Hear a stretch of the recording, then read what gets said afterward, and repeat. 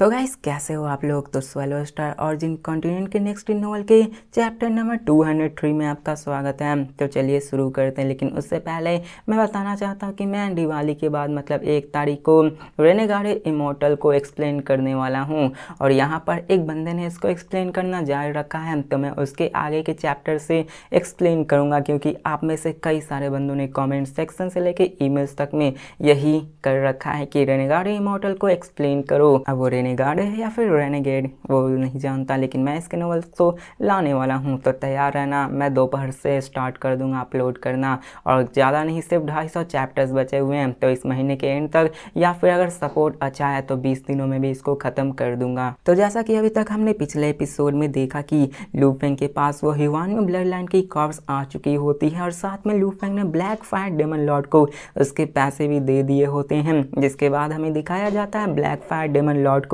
जो कि अपने उसी जेड बॉटल को अपने पास रखते हैं, और लू फेंग से फिर से कहता है कि ब्रदर लू एहम, तुम्हें ये पता होना चाहिए कि ह्यूआन ब्लड लाइन क्रिएचर्स के कॉर्प्स को अपने पास रखना ये रूल के खिलाफ है। तुम्हें अगर इसके बारे में पता चला तो यहाँ पे तुम्हारे पीछे वो लग सकते हैं। तुम्हें ये मैटर कॉन्फिडेंस से रखना होगा और किसी को भी इसके बारे में नहीं बताना होगा। तो लू फेंग कहता है चिंता मत करो, मैं ये खबर बाहर किसी को भी नहीं बताऊंगा। जिसके बाद ब्लैक फायर डेमन लॉर्ड हामी भरता वहाँ से निकल पड़ता है। अब लू फेंग उसी क्लॉथ बैग को अपने हाथों में पकड़े हुए होता है, और लू फेंग ये जानता था कि ब्लैक फायर डेमन लॉर्ड ने उसे भले ही उसके बॉडी के 110 कॉर्प्स को दिया होता है, लेकिन यहाँ पे लू फेंग ये अच्छी तरह से जानता था कि लू फेंग ने इसको पाने के लिए 100 सेंचुरीज का वक्त बिता दिया होता है। उसने इसके लिए ancient kingdoms of flame wind और किंग ऑफ थंडर्स की कंट्री के पास से जाके लोगों से भी इसके लिए बात की थी, लेकिन उन्होंने लू फेंग को ये देने से साफ मना कर दिया था। और लू फेंग जानता था कि इसको पाने में कितनी ज़्यादा कठिनाई होगी।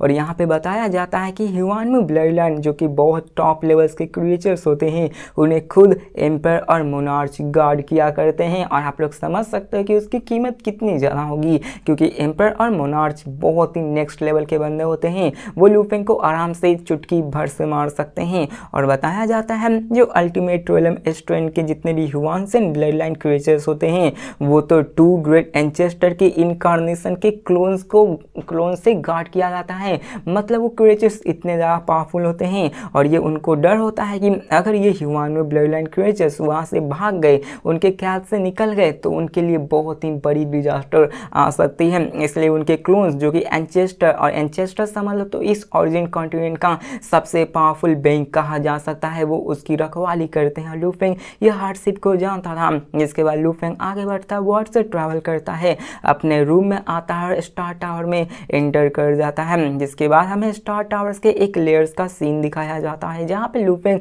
अपने उसी बैग में से उस कॉर्प्स को बाहर निकालता है, और दिखाया जाता है कि वो कॉर्प्स सच में बहुत बड़ी होती है, लेकिन उसका बहुत बड़ा हिस्सा हूफ से कवर होता है, और वहाँ पे वो बहुत ही ज़्यादा टेरिफाइंग ऑरा को रिलीज कर रहा होता है। और जो हूफ होता है वो एक टावरिंग माउंटेन के जैसा बना था। उसके क्लॉज और रूट्स तो सभी मिलियंस ऑफ सेंटीमीटर्स लंबे हुआ करते थे, यहाँ तक कि उसके पूंछ भी मिलियंस ऑफ सेंटीमीटर्स लंबे थे। और उसके दिखाया जाता है कि उसके अंदर स्केल्स, मसल्स, बोन्स, ब्लड से सभी मौजूद थे। और दिखाया जाता है कि वो कॉर्प्स भले ही मर चुका है, लेकिन फिर भी उसके अंदर से उसकी ऑरा जो कि यहाँ पे ब्रेथ से दिखाई गई है, वो आवाज़ वो निकल रही होती है, जिसके कारण लू फेंग के भी अपनी सांसें थामने पड़ती है। मतलब उस क्रिएचर्स की पावर लेवल सच में बहुत ज़्यादा होती है। लू फेंग उसको देखता है और कहता है कि ये प्रेजेंट बॉडी 24 लाइफ फॉर्म से मौजूद बनी हुई है, और ये सभी ऑरिजिन ब्लड लाइन के क्रिएचर्स है। अल्दो इसकी पावर अभी second level of God king realm के अंदर है, लेकिन ये उन सभी रियलम के अंदर भी टॉप नॉच लेवल का, मतलब जैसे लू फेंग अपने फर्स्ट लेवल के अंदर टॉप लेवल का बंदा आता है अपने रियलम के फर्स्ट लेवल में, वैसे ये क्रिएचर जो कि अपने सेकेंड लेवल में है वो भी टॉप नॉच आता है। उसकी इंटेलिजेंस और रियलम भले ही लो हो, लेकिन फिर भी उसकी स्ट्रेंथ इतनी ज़्यादा होती है मरने के बाद भी। और दिखाया जाता है कि उसमें से दहाड़ने की आवाज़ आ देती है। और दिखाया जाता है उस कॉर्प्स के ऊपर के सीन में, जहाँ पे एक छोटा सा फैंटम कैंडेंस हो चुका था, मतलब छोटा सा बोलते हैं ना, एक ऑरा, एक क्लोन, एक बॉडी क्रिएट हो जाती है। और ये बताया जाता है कि एक एंडलेस फिगर वो लू फेंग की तरफ देख रही होती है, मानो गुस्से से दहाड़ रही होती है कि देख बंदे तू चला जा यहाँ से, अगर तू मेरे हाथों लग गया तो मैं तुम्हें मार दूंगा। खैर मना कि मैं अभी जिंदा नहीं हूँ, हूँ। अब यहाँ पे लूफेंग समझ जाता है कि जो ये चीज़ फैंटम बनी हुई है वो ब्लड लाइन विल के कारण बनी हुई है। अब यहाँ पे बताया जाता है कि जितने भी ये ब्लड लाइन्स होते हैं जो कि ह्यूमन में ब्लड लाइन क्रिएचर से बने हुए होते हैं, उनकी मरने के बाद उनकी विल बनती है जो कि वहाँ पे उसको प्रोटेक्ट करते हैं। अगर कोई स्ट्रॉन्ग बंदा ही उसको यूज़ करेगा तो इसको यूज़ कर पाएगा, लेकिन अगर कोई वीक बंदा उसको छूने की कोशिश भी करेगा तो उसकी विल पावर इतनी ज़्यादा होगी कि वो उसको डिस्ट्रॉय कर देगा। और ये सभी ह्यूमन लाइफ के द्वारा ही ट्रू विल छोड़ी जा सकती है जो कि बहुत ज़्यादा टेरिफाइंग होती है। अब बताया जाता है कि जिसने भी ह्यूमन ब्लड लाइन को कल्टिवेट किया वो करप्ट हो गया है, मैंने आपको बहुत बार बता दिया है। और बताया जाता है कि जनरेशन बाय जनरेशन लोग ह्यूमन ब्लड लाइन को कल्टिवेट करते गए, वो रिप्रोड्यूस करते गए, मतलब एक जनरेशन से दूसरे जनरेशन में आते गए। लेकिन इन सब के कारण वो ऐसा कर रहे थे ताकि उनकी जो अंदर की ह्यूमन ब्लड लाइन है वो डाइल्यूट होता जाए, मतलब जितना ज़्यादा जनरेशन पास होता जाएगा उतना ज़्यादा ह्यूमन ब्लड लाइन वीक होता जाएगा, उसकी जो पॉल्यूशन, उसकी जो पॉइजन होती है समझ लो वो कमज़ोर होती जाएगी। लेकिन दिखाया जाता है कि फिर भी वो नहीं हटा होता है, वो अभी भी पहले के जैसा ही पावरफुल होता है। यहाँ पे आपको समझ आना चाहिए कि अगर आप ह्यूमन ब्लड लाइन पार्ट को चूज कर रहे अपने कल्टीवेशन के रूप में तो आपको सबसे पहले इतनी पावर्स तो गैदर कर लेनी चाहिए कि आप उस पॉल्यूशन को रेसिस्ट कर सकते हैं, क्योंकि अगर आप उसको पॉल्यूशन को रेसिस्ट ना कर पाए तो आप बाकी के जैसे पागल हो सकते हो, आप अपने लोगों पर ही अटैक करके उन्हें मार सकते हो। अल्दो देखा जाए तो इसमें फुल ऑफ फ्लॉज है, लेकिन अगर आपने इसके फ्लॉ को रेसिस्ट कर दिया तो आप आराम से थंडर एंचेस्टर की तरह ग्रेट अचीवमेंट्स को पा सकते हैं। और बताया जाता है कि थंडर एंचेस्टर, फ्लेम विंड एंचेस्टर्स ने रियल ओरिजिनल लाइफ के ह्यूमन ब्लड लाइन को कैप्चर किया था, उनके खून से उन सारे जनरेशन को रिप्रोड्यूस किया था ताकि वो उस खून को डाइल्यूट कर सके। और यहाँ पे लूफेंग उन सबको देख रहा था और क्या था, ये तो बहुत ही ज़्यादा खूबसूरत है। अब लूफेंग उस विल से घंटा फर्क नहीं पड़ रहा होता है क्योंकि लूफेंग उसको कम्प्लीटली इग्नोर कर रहा था। लूफेंग अपने हाथों को बढ़ाता है, उसके स्केल्स, उसके येलो हुक्स, उसके सारे बॉडी पार्ट को टच करने लगता है, मानो उसको देख रहा हो, उसको निहार रहा हो, और साथ में अपने कॉन्शियसनेस से उसके अंदर पेनिट्रेट करता है ताकि वो उसके अंदर की इनर नेचर को समझ पाए कि आखिरकार ये बना कैसे हुआ है। लूफेंग उसको ऑब्जर्व करने लगता है। दिखाया जाता है कि लूफेंग जैसे उसको ऑब्जर्व करता है वो उसके बिलियन टाइम्स मैग्नीफाई कर देता है, मतलब उसके कौन कण में देखने लगता है, उसके सेल, हर एक चीज़, सेल से भी अंदर की चीज़ों को देखने लगता है। और वहाँ पे लूफेंग उसके हर एक स्ट्रक्चर को चेक कर लेता है और हमें बताया जाता है कि उसके अंदर कई सारे पार्टिकल्स मौजूद थे और इसमें लगभग 10 पार्टिकल्स थे जो कि एक दूसरे से मर्ज थे टाइटली और इंडिविजुअली, जो कि बहुत ही पावरफुल थर्ड फेज की तरह बने हुए थे। और उसके अंदर 224 पार्टिकल्स भी 24 ग्रुप्स के डिवाइड ग्रुप में बटे हुए होते हैं और यही 24 की वजह से इन सब क्रिएचर्स को 24 लाइफ फॉर्म्स की तरह से देखा जाता है और इन्हें 24 स्पेसेस बनाए जाते हैं और यही लूफेंग को चाहिए होता है। और ये सभी इतने ज़्यादा पावरफुल होते हैं क्योंकि ये फॉर्मेशंस के रूप में बंधे हुए थे और ये टाइटली कंबाइन होते हैं और ये हमेशा कॉन्स्टेंटली रोटेट करते रहते हैं, जिसके अंदर इनकी एनर्जी काफ़ी ज़्यादा होती है। लूफेंग उसको देखकर कहता है कि ये तो सच में ज़्यादा खूबसूरत होता है और यहाँ पे वो कहता है कि मैंने जो एक्सप्लेनेशन इसके बारे में सुनी है वो सेम टू सेम ऐसे ही है। और लूफेंग कहता है कि ये एक same to same dimensional drawing के जैसा है जो कि 3D है ही। और लूफेंग वहाँ पे उन सबको देखकर शॉक भी हो रहा था क्योंकि यहाँ पे उसका पहला दफ़ा था जबकि उसने 24 लाइफ फॉर्म्स को इतने करीब से देखा था। और लूफेंग कहता है कि ये तो सच में एक बहुत ही परफेक्ट लाइफ क्रिएचर्स है जिसके अंदर 24 स्पीसीज के बेसिक स्ट्रक्चर्स मौजूद है और ये सभी टाइटली कंबाइंड, इसकी पावर्स बहुत ज़्यादा है। अगर इसको मैं डिस्ट्रॉय करना चाहूँ तो ये भी बहुत हार्ड होने वाला है। और लूफेंग यहाँ पे उस चीज़ को देख कर उसके हॉरर को समझ पाता है कि ये कितना ज़्यादा कठिन हो सकता है और लूफेंग जानता था कि ये कितना ज़्यादा पावरफुल है। लूफेंग उन सबको और भी अच्छे से देखने लगता है और दिखाया जाता है कि वो इन्हीं सब के बारे में बात करने लगता है। यहाँ पे ये भी था कि वो अल्टीमेट रियलम का बीस्ट नहीं होता है जिसके कारण लूफेंग अभी तक रेसिस्ट कर पा रहा होता है, जिसके बाद हमें दिखाया जाता है, ये भी बताया जाता है कि लूफेंग को अगर इससे भी ज़्यादा टेरिफाइंग बीस्ट की ज़रूरत है तो उसके लिए लूफेंग को इन्फिनाइट स्पेस में जाकर उसको एक्सचेंज करना होगा, जो कि अभी के लिए लूफेंग के लिए फ़िलहाल मुश्किल है बहुत ज़्यादा, क्योंकि लूफेंग इतना ज़्यादा स्ट्रॉन्ग नहीं हुआ कि वो इन्फिनाइट स्पेस के उतने डीपर एरिया में जा सके और वहाँ पे उतने ज़्यादा मेड पॉइंट्स को हासिल कर सके। वैसे ही लूफेंग उस सब के बारे में बात करने लगता है। अब यहाँ पे लूफिंग कहता है चलो मुझे यहाँ पे सबसे पहले खुद को स्ट्रॉन्ग बनाना होगा, तब जाके आगे कुछ हो सकता है। और लूफिंग यहाँ पे उसको स्टडी करना शुरू करता है और कहता है कि सबसे पहले मुझे इसके 6 मेजर ब्रांचेस को कंबाइन करना सीखना होगा ताकि मैं 24 फेजेस को अच्छे से इसको परफेक्टली मास्टर कर सकूं। जिसके बाद लूफिंग कंप्लीटली इमर्स हो जाता है, उसको सीखने लगता है और लगभग 10,000 डेज बीत जाते हैं लूफिंग को इसको सीखते सीखते। सडनली लूफिंग के अंदर माइंड में ये फ्लैश होता है और कहता है कि मैंने 1 फेज फॉर्म को कंप्लीट कर लिया। नेचुरली लूफिंग ने उसको सीख लिया होता है। अब लूफिंग हंसते हुए कहता है कि मैंने जो जाना था अभी तक पेपर में, जो मैंने देखा था उसे समझना बहुत ही आसान है, लेकिन यहाँ पे इन रियल लाइफ मटेरियल्स को देखने के बाद मुझे ऐसा लग रहा है कि ये तो बहुत ही हार्ड है। और लूफिंग ने अभी 24 फेजेस को समझ लिया होता है। लूफिंग अपने फर्स्ट लेवल के गॉड किंग लेवल के बॉटल नेक पे आ चुका है, मतलब लूफिंग बहुत ही जल्द सेकंड लेवल में ब्रेक थ्रू करने वाला है। और लूफिंग ने इसके मोस्ट डिफिकल्ट पार्ट को भी रियलाइज कर लिया होता है, जिसके कारण लूफिंग की पावर बहुत ही ज़्यादा बढ़ चुकी होती है। यहाँ पे लूफिंग कहता है कि मुझे महसूस हो रहा है कि मैं कुछ और इफर्ट्स डालूंगा इसको स्टडी करने में, मैं तो आराम से second level of God Kings में पहुंच जाऊंगा, वो भी सिर्फ 10 सेंचुरीज के अंदर ही। और लूफिंग ऐसा ही महसूस कर रहा था क्योंकि फर्स्ट फेज के दौरान लूफिंग ने अपने इस एक्सपीरियंस को बहुत ज़्यादा बढ़ा लिया होता है,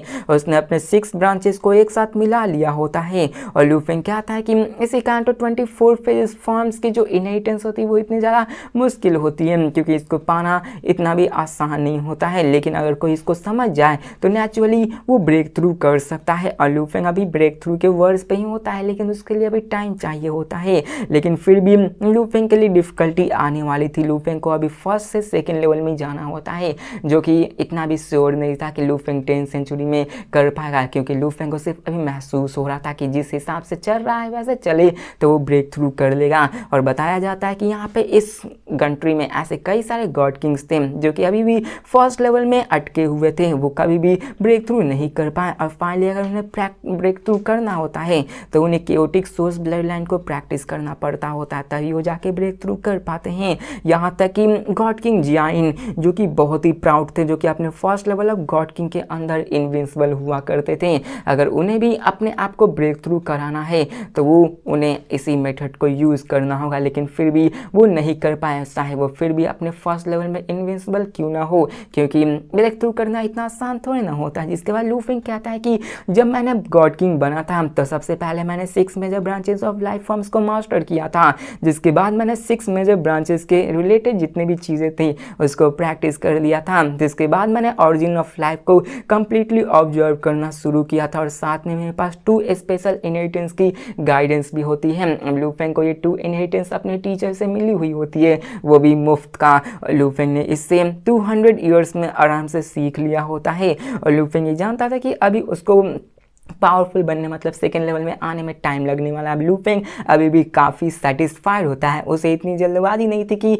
उसे सेकेंड लेवल में ब्रेक थ्रू करना ही है। अभी के अभी लूफिंग इंतजार कर रहा था। लूफिंग जानता था कि उसको हर एक लेवल अच्छे से प्रैक्टिस करनी, मतलब अपने आप को उस लेवल तक इनविंसिबल ले जाना, अपने आप को डाउन टू अर्थ में रखना है। उससे पहले सारी चीज़ों को अंडरस्टैंड करना, तभी जाके उसकी फ्यूचर में जो अचीवमेंट्स होगी वो इतनी ज़्यादा बढ़ पाएगी। और लूफिंग ऐसा ही करता है, लूफिंग जल्दबाजी नहीं करता है ब्रेक थ्रू करने में। अब यहाँ पे लूफिंग कहता है कि सबसे पहले तो मुझे इन सबको अंडरस्टैंड करना होगा, मुझे अपने बेस फॉर्म को सॉलिड बनाना होगा, तभी जाके मैं आगे स्ट्रांग बन पाऊंगा। क्योंकि अगर आप शुरुआत में ही शॉर्टकट ले लोगे तो आखिरकार आगे चलकर आपका क्या होगा, आगे चल के आपके पास कोई रास्ता ही नहीं बचेगा। लूफिंग कहता है कि मुझे स्लोली करना होगा सब चीज़। अब दिखाया जाता है कि लूफिंग ने भले ही 5 कलर ट्रेजर मेडिसिन को 2 बार ले लिया था, उसने उसके तालिस्मान को भी खा लिया था, लेकिन फिर भी यहाँ पे लूफिंग इस तरह से प्रोग्रेस नहीं कर पाया था जिस हिसाब से लूफिंग सोच रहा था। भले ही उसकी स्पीड काफ़ी ज़्यादा बढ़ चुकी होती है।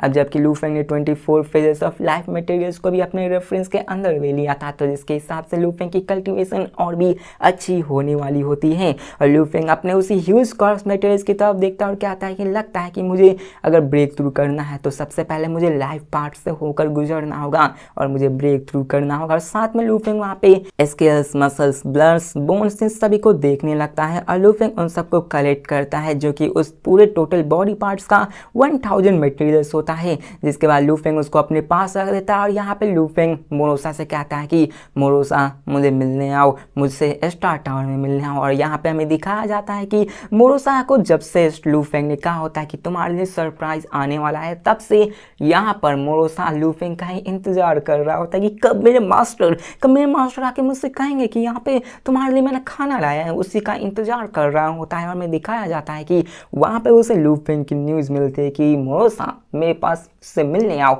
वो भी स्टार टावर में। जिसको देखकर वो काफ़ी ज़्यादा खुश हो जाता है कि यहाँ पे उसके टीचर, उसके मास्टर उसे स्टार टावर में बुला रहे हैं। और यहाँ पे अगर उसे मिलना होता है लूफिंग को मोरोसा से तो नॉर्मली उसके रेसिडेंस में बुलाते, ना कि स्टार टावर में। जिसकी वजह से मोरोसा को अंदाज़ा हो जाता है कि उसके टीचर कुछ न कुछ तो खास किए हुए हैं।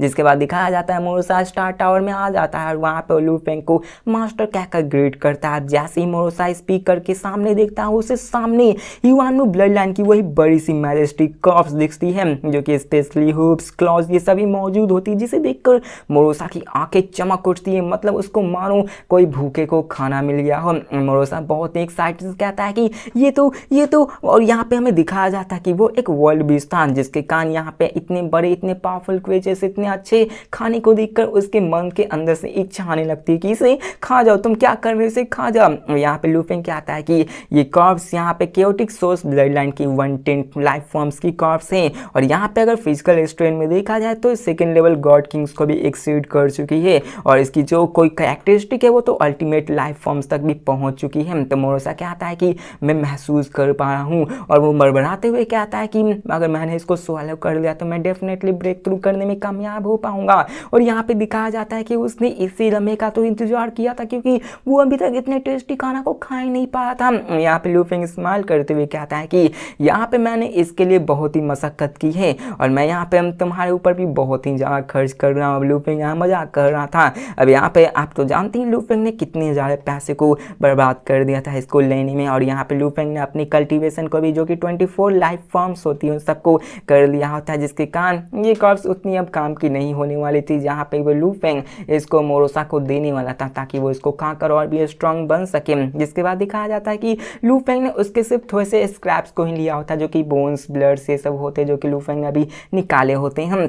मोरोसा बहुत ही लालची हो चुका होता है, बहुत ही पैशनेट होकर कहता है हाँ थैंक यू मास्टर, तो आप मेरे लिए बहुत ही काइंड हो, आप तो मेरे लिए बहुत ही अच्छा काम करते हो। मतलब वो लूफिंग की तारीफें करने लगता है। लूफिंग उससे पूछता है कि क्या तुम श्योर हो ना कि तुम गॉड किंग इस सेकेंड लेवल में आ जाओगे इसको खाने के बाद। तो यहाँ पे मोरोसा हंसते हुए कहता है कि डेफिनेटली मास्टर, मुझे महसूस हो रहा है कि ये कॉस्ट मटेरियल काफ़ी ज़्यादा अच्छी है, अगर इसको मैंने खाया तो ये किसी भी गॉड किंग के सेकेंड लेवल के 10 कॉर्प्सेस के बराबर हो सकती है और मैं आराम से ब्रेक कर दूंगा। और यहाँ पे मोरोसा काफी ज्यादा श्योर होता है क्योंकि उसने गॉड किंग के सेकंड लेवल के बारे में काफी ज्यादा नॉलेज को एक्यूमुलेट कर लिया होता है। लूफिंग कहता है कि ठीक है जाओ ब्रेक थ्रू करो और ब्रेक थ्रू करने के बाद मुझे ये बताना, मैं भी देखना चाहता हूँ कि आखिरकार वर्ल्ड बीस्ट के पास कैसी एबिलिटी होती है गॉड किंग के सेकंड लेवल में। चलो अपने स्पेस में जाओ और वहाँ पे इसको स्लोली एब्जॉर्ब करो और डाइजेस्ट करो। अब यहाँ पे वो लूफिंग मोरोसा को उसके कॉर्प्स के साथ किसी और लेयर्स में भेज देता है ताकि वो वहाँ पे शांति से उसको खा सके। मोरोसा भी उस कॉर्प्स की तरफ देखने लगता है और कहता है मैं बहुत ही नज़दीक हूँ अल्टीमेट रियलम में, क्योंकि जब वो सेकेंड लेवल में आ जाएगा इसके बाद तो वो अल्टीमेट रियलम का ही रास्ता अपनाएगा जिसके कारण वो ओरिजिन कंटिन्यूट का इनविंसिबल बंदा बन सकता है। और यहाँ पे उसके मुंह से पानी निकल रहा था, अब दिखाया जाता है कि वो अपने मुंह को खोलता है और निगल जाता है। मोरोसा बिल्कुल भी केयर नहीं कर रहा था, जो कि उसकी विल होती है, जो कि ब्लड लाइन्स की विल जो उसके ऊपर फॉर्म होती है। मोरोसा वो घंटा उससे फर्क नहीं पड़ रहा होता है, वो चीख रही थी, चिल्ला रही थी, लेकिन लूफिंग मुंह खोलता है उसके सारे के सारे बॉडीज को डिवावर कर लेता है, जैसा कि हमने हमेशा से जाना है। और दिखाया जाता है कि वो उसके पेट में जाने लगता है और उससे जैसे ही अंदर जाता है मोरोसा को यह एहसास होता है कि उसके अंदर जो पावर्स थी वो काफ़ी ज़्यादा बढ़ने लगी है, उसकी एनर्जी भी बढ़ने लगी है। वो इसी देखकर बहुत ही खुश हो जाता है। तो इसी के साथ में ये एपिसोड भी खत्म होता है। तो मिलते हैं नेक्स्ट वीडियो में, तब तक के लिए बाय, देखते कि आगे क्या होने वाला है। तब तक के लिए बाय।